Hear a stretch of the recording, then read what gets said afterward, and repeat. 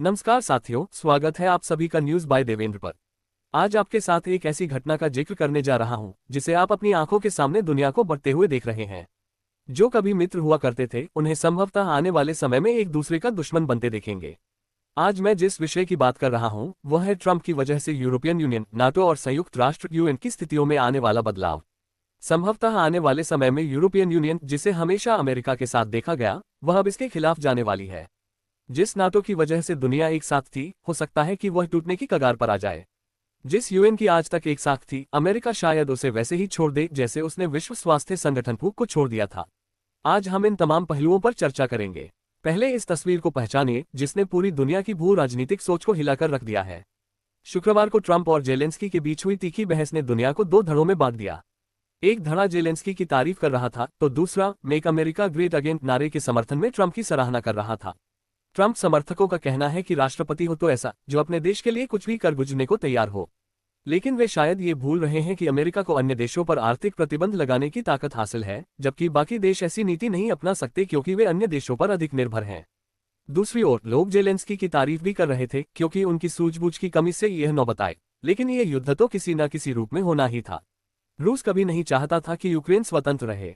वह किसी न किसी बहाने से यूक्रेन पर हमला करता, लेकिन जेलेंस्की डटकर खड़े रहे और अपने पक्ष को मजबूती से रखते चले गए। इसके बाद जेलेंस्की ने एक और महत्वपूर्ण कदम उठाया। उन्होंने तुरंत यूरोप की यात्रा की और ब्रिटेन के प्रधानमंत्री कीर स्टारमर से मुलाकात की। यूके अब यूरोपियन यूनियन का सदस्य नहीं है, लेकिन फिर भी इसके कई फैसले यूरोप के साथ ही जुड़ते हैं। जेलेंस्की जब वहां पहुंचे तो उनका गर्मजोशी से स्वागत किया गया। कीर स्टारमर ने कहा कि यूक्रेन के समर्थन में यूके पूरी तरह खड़ा रहेगा। इसके साथ ही उन्होंने यूक्रेन को लगभग 1.25 बिलियन पाउंड का लोन देने की घोषणा की। अब इस लोन की प्रकृति समझनी जरूरी है। ये लोन G7 योजना के तहत दिया गया, जो रूस की जब्त संपत्तियों से जुड़ा हुआ है। जब रूस ने यूक्रेन पर हमला किया तो G7 देशों ने रूस की संपत्तियों को जब्त कर लिया और अब उसी से $50 बिलियन का फंड इकट्ठा करके यूक्रेन को सहायता दी जा रही है। ये सहायता सीधे हथियार निर्माण के लिए दी जा रही है। अब सवाल यह है कि यूरोपियन यूनियन और अमेरिका के बीच ये दूरी क्यों बढ़ रही है। यूरोपियन यूनियन की अध्यक्ष उर्सुला वॉन डेर लेयन ने जेलेंस्की का समर्थन किया और कहा कि वह यूक्रेन के साहस और दृढ़ता को सलाम करती हैं। उन्होंने ये भी कहा कि यूरोपियन यूनियन यूक्रेन के साथ खड़ा रहेगा। ये बयान तब आया जब ट्रंप ने खुलेआम जेलेंस्की को फटकारा। इसका मतलब यह है कि यूरोपियन यूनियन अमेरिका के खिलाफ जा रहा है। इसके पीछे मुख्य कारण यह है कि यूरोप अमेरिका की तरह सुरक्षित नहीं है। अमेरिका के दोनों ओर महासागर हैं, एक तरफ प्रशांत महासागर और दूसरी तरफ अटलांटिक महासागर। उसे अपनी सीमाओं की सुरक्षा को लेकर ज्यादा चिंता नहीं होती। लेकिन यूरोप छोटे छोटे देशों से घिरा हुआ है और यूक्रेन का पतन यूरोप के लिए गंभीर खतरा बन सकता है। अगर रूस यूक्रेन पर पूरी तरह कब्जा कर लेता है तो यह आगे बढ़कर Poland, Lithuania, Latvia, Estonia, Moldova और रोमानिया जैसे देशों को भी निशाना बना सकता है। ये सभी देश यूरोपियन यूनियन और नाटो के सदस्य हैं। इसलिए यूरोपियन यूनियन को ये समझ में आ रहा है कि यदि यूक्रेन हारा तो अगला नंबर उनके देशों का होगा। इसलिए यूरोपियन यूनियन अब खुद को एक नया वैश्विक नेता साबित करने की कोशिश कर रहा है, ठीक वैसे ही जैसे अमेरिका ने शीत युद्ध के समय किया था। अब सवाल यह उठता है कि अमेरिका इस मुद्दे पर क्या करेगा। ट्रंप की नीति स्पष्ट है, अमेरिका का पैसा अमेरिका के लिए। वह नहीं चाहते कि अमेरिका यूक्रेन को अनुदान दे, बल्कि उसे लोन के रूप में दिया जाए। लेकिन यूरोप अब अलग रास्ता अपनाने को तैयार है और यूक्रेन को समर्थन देकर रूस को रोकने की रणनीति बना रहा है। इस पूरी घटना ने वैश्विक राजनीति को एक नए मोड़ पर ला दिया है, जहां अमेरिका और यूरोप के हित अलग अलग दिशा में जाते दिख रहे हैं। आने वाले समय में ये देखना दिलचस्प होगा कि यह टकराव किस ओर जाता है। क्या यूरोप और अमेरिका फिर से एकजुट होंगे या फिर यह विभाजन और गहराएगा।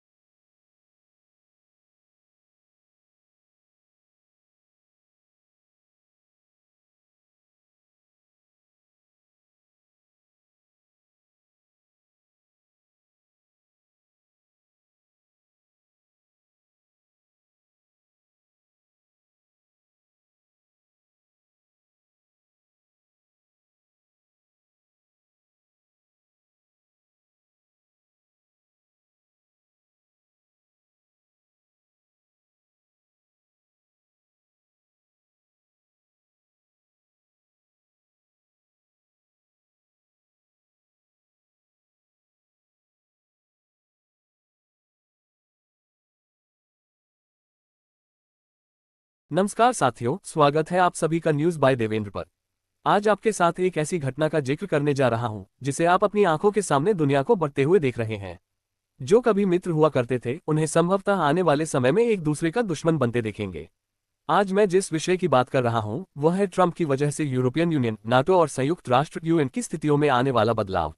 संभवतः आने वाले समय में यूरोपियन यूनियन, जिसे हमेशा अमेरिका के साथ देखा गया, वह अब इसके खिलाफ जाने वाली है।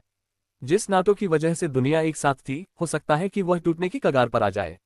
जिस यूएन की आज तक एक साथ थी, अमेरिका शायद उसे वैसे ही छोड़ दे जैसे उसने विश्व स्वास्थ्य संगठन को छोड़ दिया था।